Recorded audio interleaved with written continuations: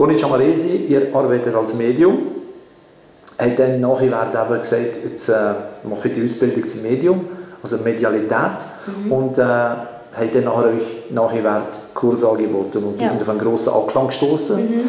Sind ihr überrascht gewesen, dass so viele Leute sind gekommen, vor allem eben, die schon gewissermaßen irgendwelche mediale Grundfähigkeiten, sage ich jetzt einmal, hatten? Ist das normal? Also mich hat sicher überrascht, dass so viele Leute hier im Wallis öffentlich sich dazu bekannt haben, in so einen Kurs zu gehen. Es hat selten mal gegeben, dass jemand gefunden hat, ui, ich habe Angst, mich sieht die Nachbüre oder der Arbeitskollege oder wie auch immer. Für mich ist halt grundsätzlich jeder medial, weil jeder hat eine Intuition. Das kann im Prinzip auch jeder erlernen. Ich versuche halt nicht immer zu sagen, Klavierspielen kann auch jeder, es wird vielleicht nicht aus jedem ein Mozart. Ich denke so, die Leute, die das auch selten machen, die das vielleicht aber ja, das meine ich jetzt gar nicht arrogant, aber so aufgedrängt kriegen, wie jetzt ich oder vielleicht jemand, der das muss man nicht dafür schon in der Kindheit, ich kenne Leute, die plötzlich mit 40 gemerkt haben, ui, da ist etwas, ich muss etwas angehen, oder? Ich denke, es gibt sicher Leute, die vielleicht ein bisschen prädestinierter dafür sind und andere. Für mich geht es mehr darum, dass ich einfach das Gefühl habe, du kannst nur so medial veranlagt sein. Wenn du kein Stockgefühl hast, dann brauchst du es sowieso nicht arbeiten. Das ist ganz, ganz wichtig in unserem Job. Was versteht ihr unter Taktgefühl? Achtsamkeit der geistigen Welt gegenüber, aber auch dem Klient gegenüber. Ich mache zum Beispiel würde mir nie anmassen, jemandem eine Diagnose zu machen. Das finde ich ganz, ganz tragisch, etwas zu machen. Ich würde mir auch nie anmassen, jemandem zu sagen, du musst dich trennen von deinem Mann oder so Sachen, oder du darfst nur mit dem Mann zusammen sein. Und einfach, man muss uns ein bisschen lernen. So das Zwischenmenschliche. Ja, und auch so ein bisschen mit jedem Klienten eine andere Sprache zu reden. Weil auch könnte ich vielleicht sehr direkt Sachen sagen und dem nächsten Klienten müsste ich vielleicht fast meine Samthandschuhe anlegen. Und da darf man nicht etwas warten, oder da darf man nicht sagen, der Geist, sage jetzt mal, auf hohem Niveau und der hat wirklich Probleme, weil jeder ist halt mit diesen Sachen behaftet, und er halt behaftet ist.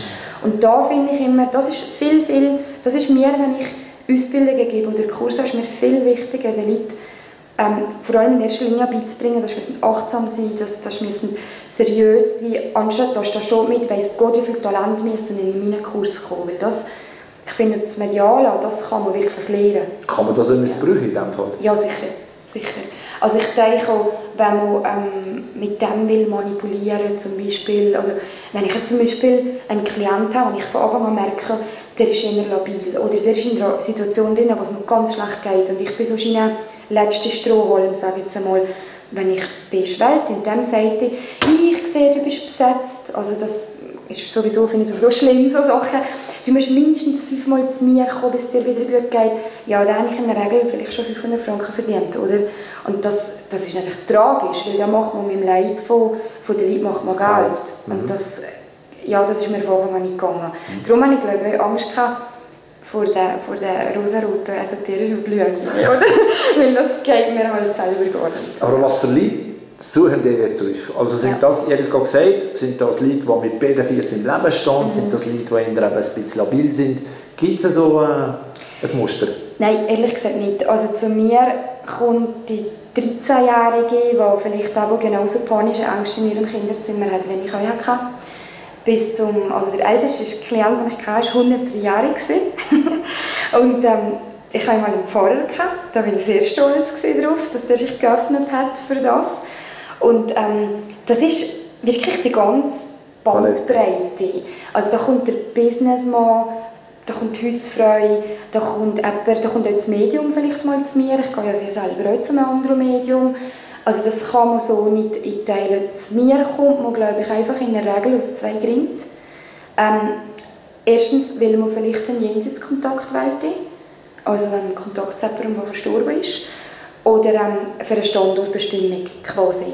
Aber was stehe ich, um was geht es? Aber da geht es aber auch nicht darum zu sagen, ja, du bist im falschen Job, 2016 kommt der und der Job. Also man tut schon ein Stück weit ein bisschen in die Zukunft gehen, aber es geht mehr darum, dem Klienten aufzuzeigen, was ist, wenn du in die Richtung links läufst oder was ist, wenn du in die Richtung rechts läufst.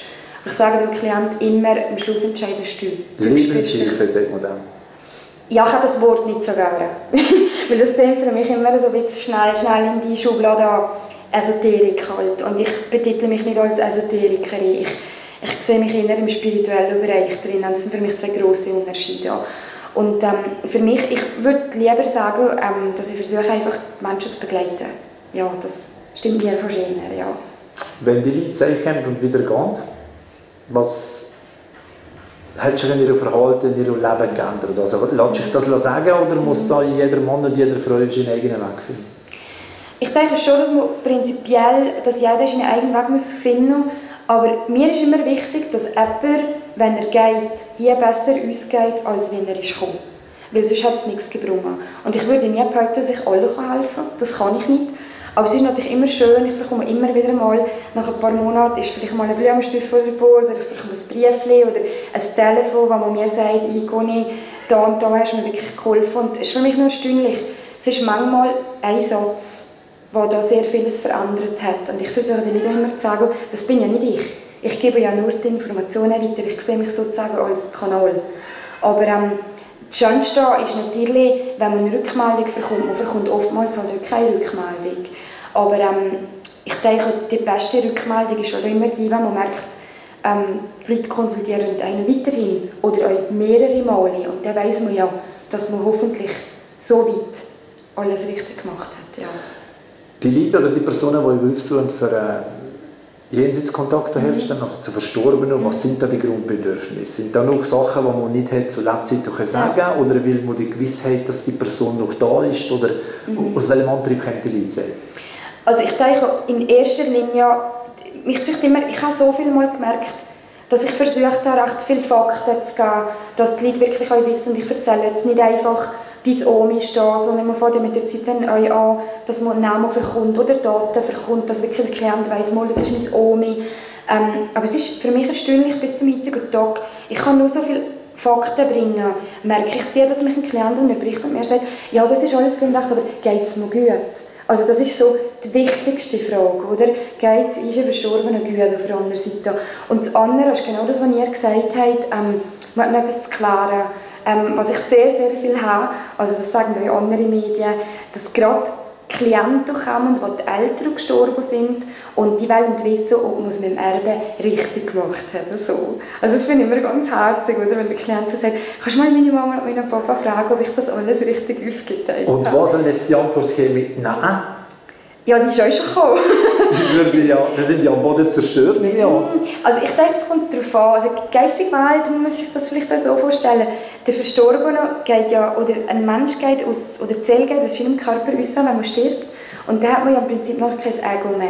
Und ich würde jetzt mal behaupten, in 99,99% von allen Fällen sagt kein Verstorbene, du hast das in dem Sinne falsch gemacht. Weil denen interessiert es in einem gewissen Sinne auch nicht mehr. Wichtig ist denen, dass es gut geht. Und wenn die finden, ja, du hast ja das Erbe richtig aufgeteilt, wo ist das Problem? Aber ich weiss, ich kann mich erinnern, ich habe mal einen Vater gehabt, also einen verstorbenen Vater, der seiner Tochter gesagt hat, sag, wenn du jetzt nicht anfängst, das Geld mit deiner Schwester zu teilen, dann bin ich da einfach nicht einverstanden. Aber da geht es schon so ein bisschen in eine konkrete Richtung, ja, genau, wo es unfair ist. Also geistige Welt klingt sich eher so, wenn etwas unfair ist oder nicht so läuft, wie es selten läuft. Ja.